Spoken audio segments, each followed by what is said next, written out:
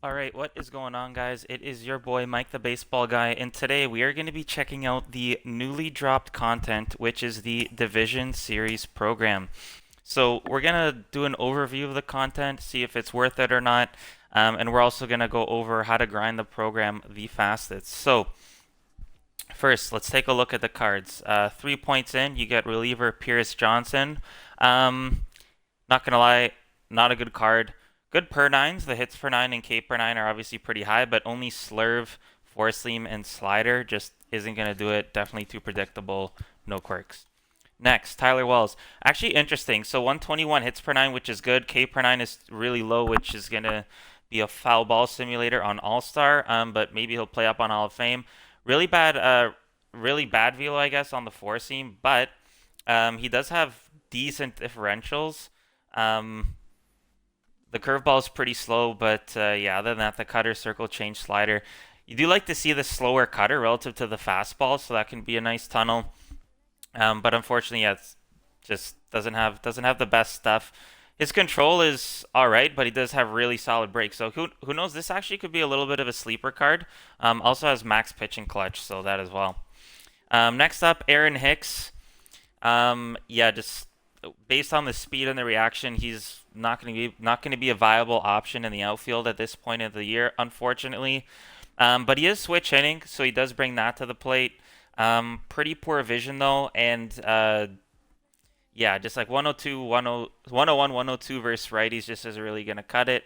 120 versus 96, not amazing either. But if you're an Orioles fan, he could be a bit of a fun card. Again, we're in the lower tiers here, so not expecting these to make your God Squad or anything like that. Matt Strom, 40 stam, which is good.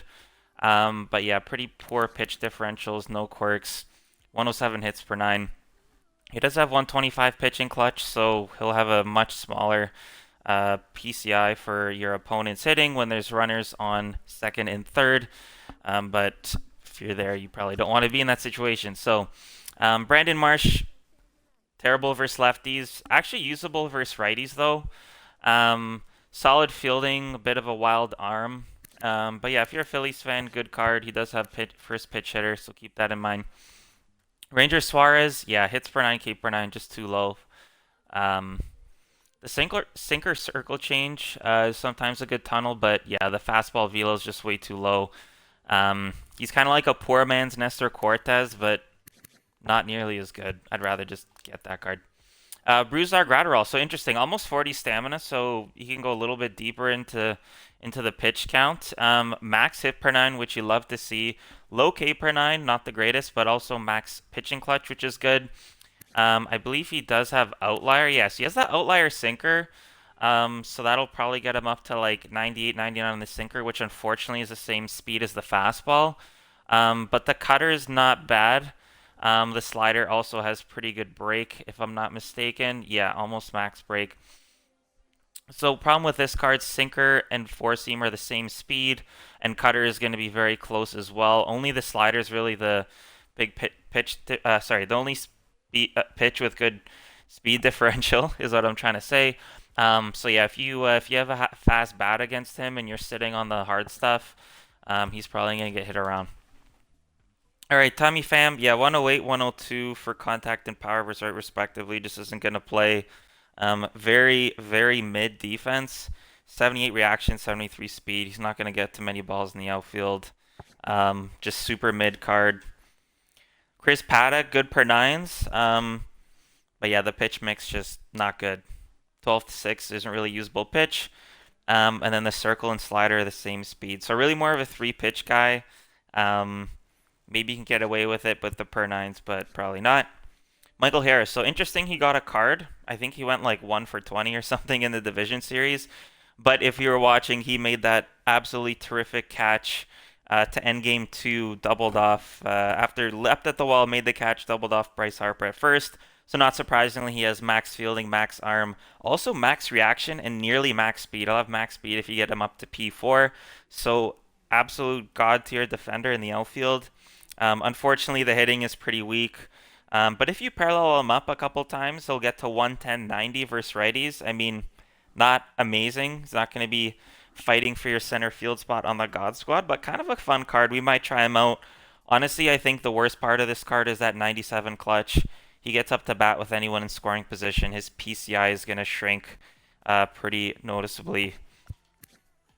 All right, Jose Abreu. Okay, 113, 115 versus righties is all right, but weaker versus lefties, not great. And at first base, I'm gonna go as far and say he's actually a defensive liability.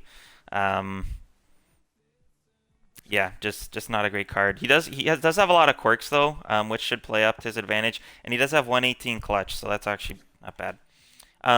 Merrill Kelly, okay, 116 hit per nine, good, but the pitch mix, I don't know, worries me a little bit. We'll have to test him out to see how he does, but right off the bat, the cutter at 94, sinker at 94, and the four seam at 95, all the same speed.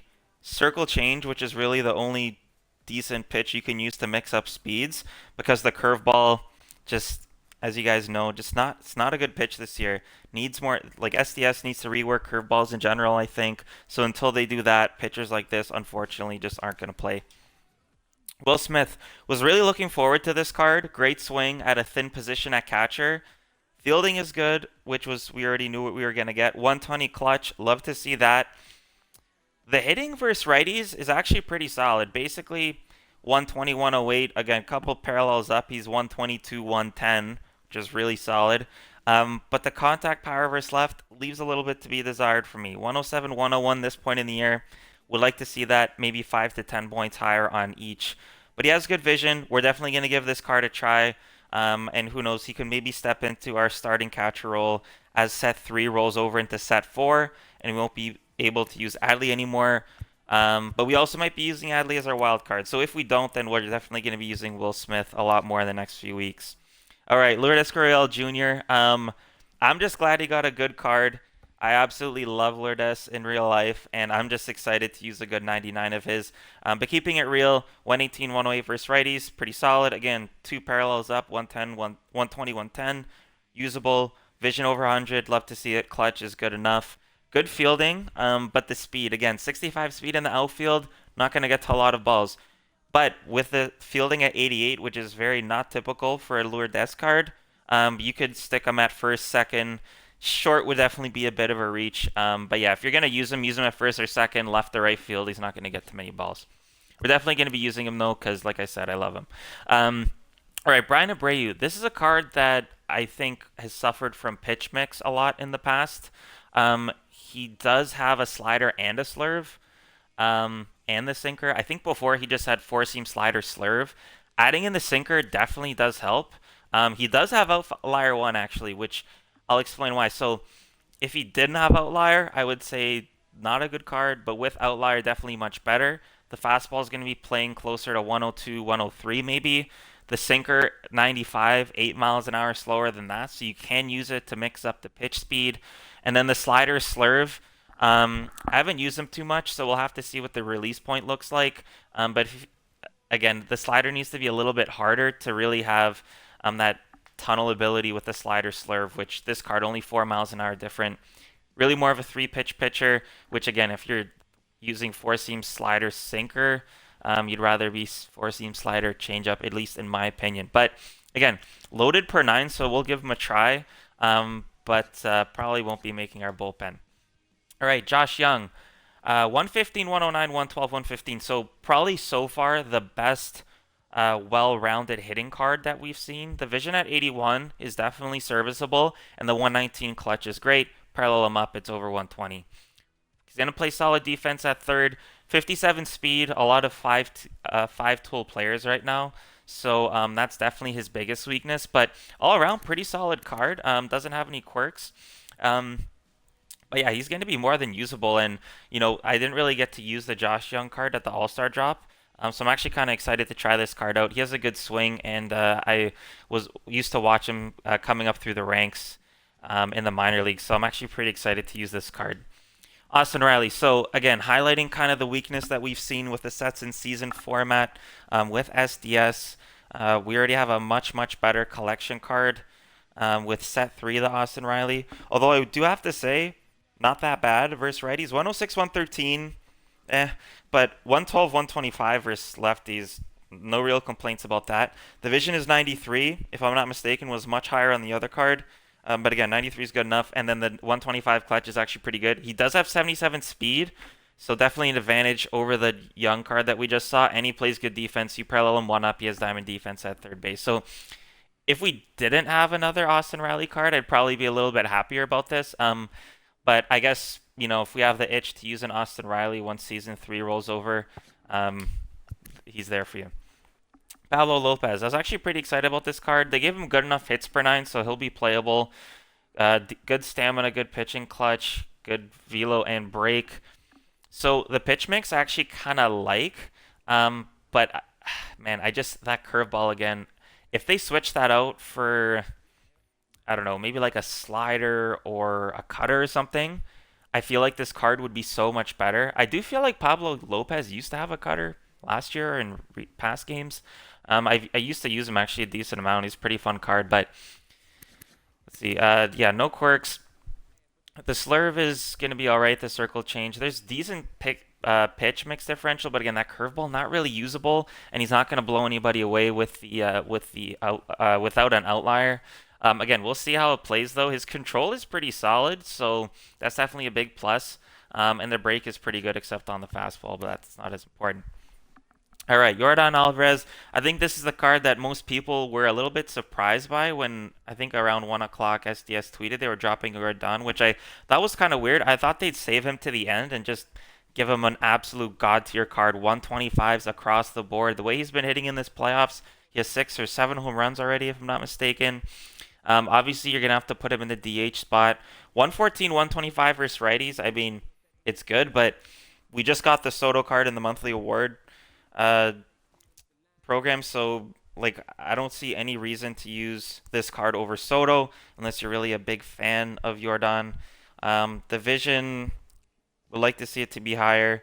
The clutch again, why is it not 125? Why is the power not 125 versus both sides? Honestly, a bit disappointing. I was excited. I thought this was going to be the biggest card of the launch. He does have a lot of quirks, but again, a little disappointing here. Nick Castellanos. So he does already have a 99 dropped in. I think it was one of the Diamond Duos packs in set three. That card was max contact, so 125 versus both sides, and I think it was like 100, 109 power versus right and lefties, respectively. Um, the defense is not good with 73 reaction. He does have 70 speed almost. If you're going to play him in the field, probably play him at first. If you play him at third, you maybe could get away with it, but given the other options, I'd say go with a better defensive fielder at third. Again, you could get away with it, or again, you can also use him as a DH. For example, if you're running with Soto or a big lefty at DH, this card is actually going to be a really good bench bat, in my opinion. 114 vision is phenomenal, 125 clutch, and then versus lefty, absolute lefty killer. Especially if you parallel him up, he's going to be basically max versus lefties. Versus righties does leave a little bit to be desired on the contact side, but the power at 118 versus both sides can't really complain. So we're definitely gonna get him, and we're gonna use him on the bench. So is the program worth it? Honestly, I don't know, man. Like given the timing, I just feel like the cards could be better, especially given the amount of just god tier 99s we have at this point in the game. Um, I think you should definitely do it though. We've had a only content dropping once a week, so if you need something to do, here it is. So overall, maybe a B minus. Just really disappointed by the Jordan card. Maybe I'm too salty about that. But you know what? Josh Young, fun card to use. I'm actually excited about. Same with Lourdes. Even Will Smith, again, not great versus lefties. And then Michael Harris, we're just gonna stick him in on the fun squad, but not really usable online, unfortunately. And then yeah, the pitchers in this drop just not going to be usable, unfortunately. Maybe the Pablo Lopez. All right, so we've also missed the event. So that's not all the content. There's also if you play the event, you have a chance to get 3 new cards. So if you get to 5 wins, you will get this Cody Bradford, good per nines, but man, that pitch mix is just not usable. Joe Random, four seam circle slider, like this guy is gonna get absolutely destroyed online. So if you make it to 5 points, either use them and collect them in the program if you are so inclined, or if not, if you can grind them out quickly, I just sell them right away. Not a good card. All right, if you get to 10 wins, as usual, you will get a rewind of the previous 20 wins, or the previous 5 wins like the Moreno. So if you haven't gotten Tatis already, go in and get him. I already did, so I'm going to be getting Bogarts once I get 10 wins. Pretty straightforward. Then you have to win another 10 games to get to 20. And Anthony Santander, which is somewhat surprisingly the best card in this drop by far.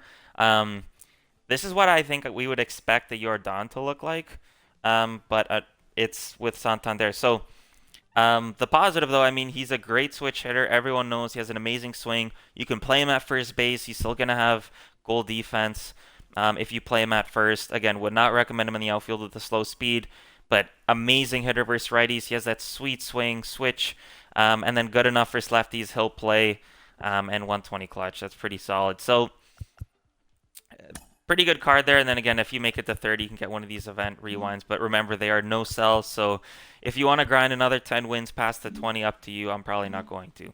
All right, there is one more card. We couldn't see him there, but it is for when you get 12 wins in one entry, and that is 99 Edouard Julien, King Julien.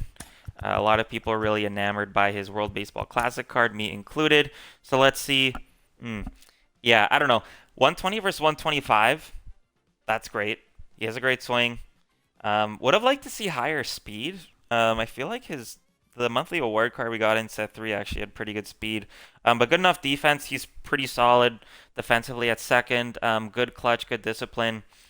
I'm glad they gave him much better vision. That set 3 or set 4, sorry, card, whatever he got the monthly awards, just I think he had like 50 vision, just not usable. So 76, good to see that. But again, the glaring weakness here, I don't need to say it. First lefties, just he's I don't know, a little bit disappointing with a 12 wins in a single event. This should be an amazing card. Unfortunately, he's a platoon bat. Really, it's all he is. You can stick him in the lineup, but if you're facing like a Randy Johnson, you got to take him out right away. Again, I'm a big Edouard Julien fan, so I'll do my best to get this card. But yeah, I just wish that they made that card a little bit better. All right, so that's the content. Now let's cover the best way to go over it quickly. So what you're going to want to do first, pretty obvious, you got the moments, 10 moments, you get 2 stars each, gives you a total of 20 points, so you will have 5 cards to use, and you can start grinding them right away using Braves pitcher, Orioles pitcher, and Phillies pitcher, which is good just to start getting XP with the Division Series cards and with the specific teams as we go through these. So,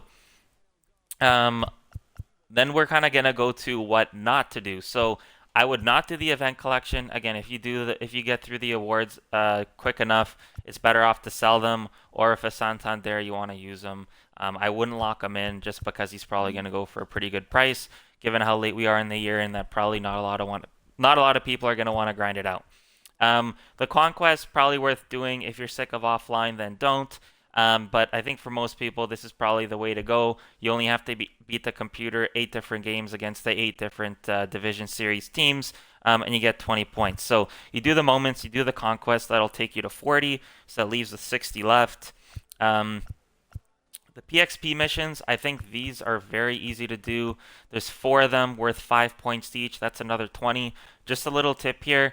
You'll see that the first one is with the Division Series program players specifically. So that's players above, obviously. And then it also says 2023 postseason series. So you can use the wildcard series if you haven't completed the wildcard program, because then it'll kind of count double towards this program and the past one. But if you've already done the wildcard series like myself, just use the Division Series program players right away. It's you can kind of double dip there and get this repeatable PXP mission done, and then also this one, which you can do one time, but it's at a lower requirement of only 1,500. These are pretty easy. All you need to do is any 2023 American League Division Series team. So that's Astros, Orioles, Rangers, Twins. It can be any series. So as long as you just have a Braves player, it doesn't matter if it's like a monthly award or whatever. You can use him, plug him in your lineup, and get that XP quickly. So there's another 20. So again, Moments 20, Conquest 20, these PXP, which you should be done by the time you do the Conquest and play online, also 20. So it gives us 60, so you're left with 40. Now, I'm going to just go to the single player stat missions. In my opinion, the only ones that are really worth doing are these bottom two.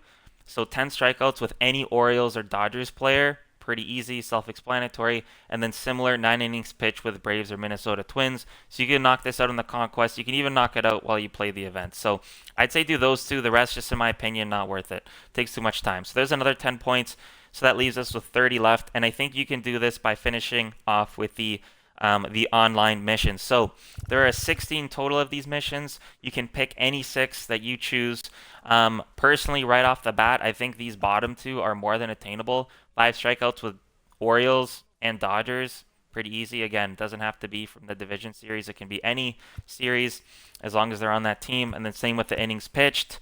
5 runs, pretty easy as well. Like 14 innings, I'd probably stay away from these. Again, you'll probably just progress towards them naturally. But if you just want to bang out the program as quickly as possible, just try and identify ones like the 5Ks, 5 innings pitched, that you can do right away, and you'll get that 5 instantly. And as you can see, the gaps here, they're all spaced out in 5s. So rather than just having a little bit of progress towards each mission, I prefer to just go in, bang out one, get the next card, and then I can potentially start using that card for some of the other missions. So to recap, you're going to want to do the moments first. That'll get you 20 points. Then I would probably recommend going into the event. You'll start making natural progress on these online stat missions. Again, focus on the ones that are the low-hanging fruit. You can really pick any 6 from there, and that'll get you 30 points because they're worth 5 each.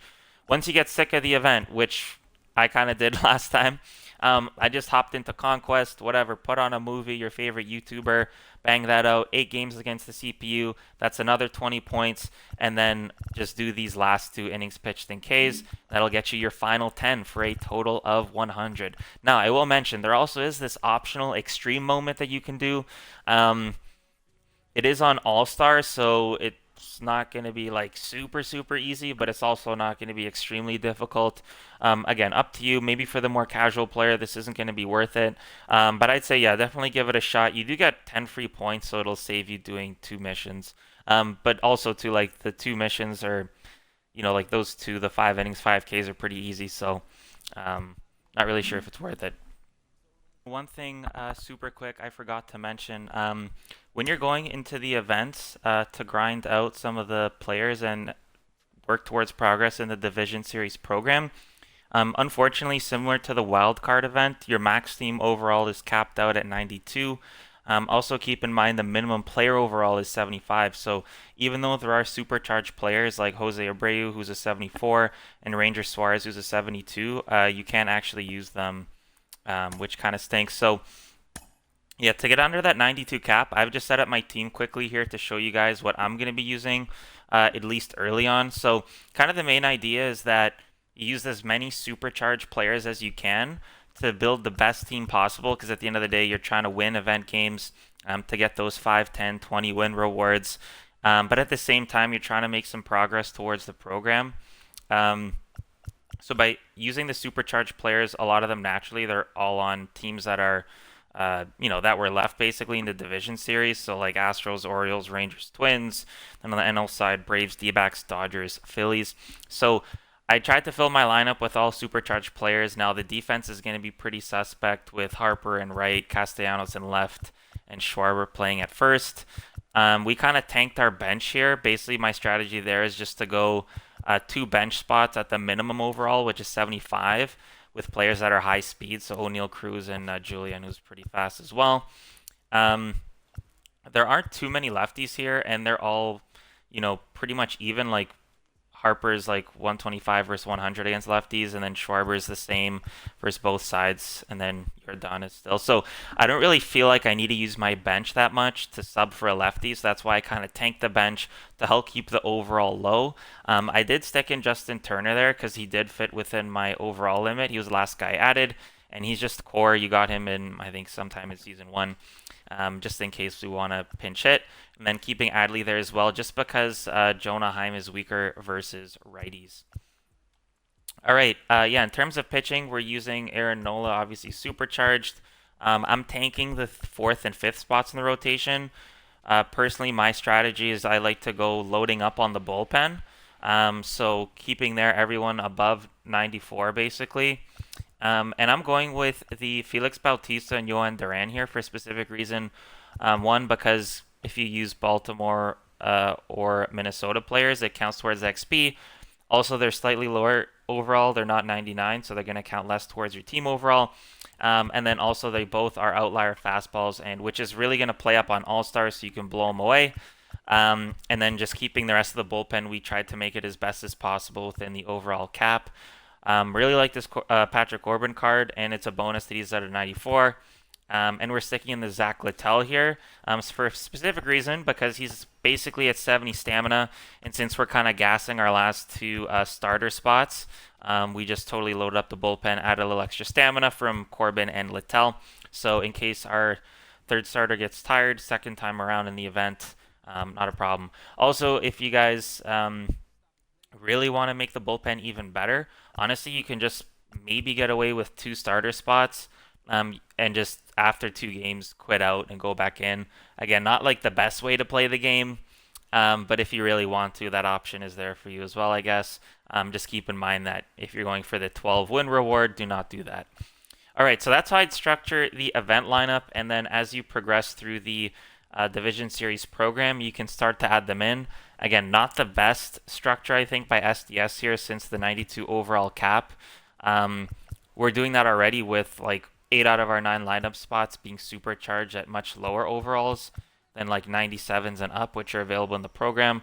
So just keep that in mind. That's also why I kind of suggest doing the Conquest. It's hard to bang out all the XP just by playing events. I find that last time I got a lot of it just by playing the Conquest. So that's why I'd structure the event lineup. All right, so yeah, I'd say okay content drop. Unfortunately, we have to wait for another week until we get another one, which will be the Championship Series program. Hopefully, we get some more boosted 99s for that. But yeah, once we're gonna work on this and we're gonna grind the event. So check out the channel for more content. We're gonna post more as we grind through the event this weekend, and we're gonna try and use these cards, mix them in on the God Squad. Maybe the Castellanos, the Josh Young, and Lourdes, just because I like them. All right, thanks for tuning in, guys. Hope you enjoy. Have fun grinding the program, and we'll catch you on the next one. Peace.